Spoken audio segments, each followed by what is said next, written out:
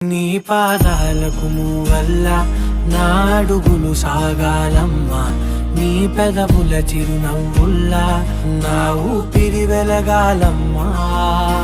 నిరంతరం నీ చంటి పాపల్లే ఉండాలి నేనన్నాళ్ళకి, నిన్ను దిలెంతగా ఎదగాలనుకోనే అమ్మా.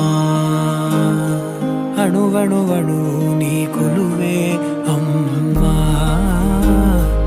ఎదసడిలో శృతిలయలు నువ్వే అమ్మా.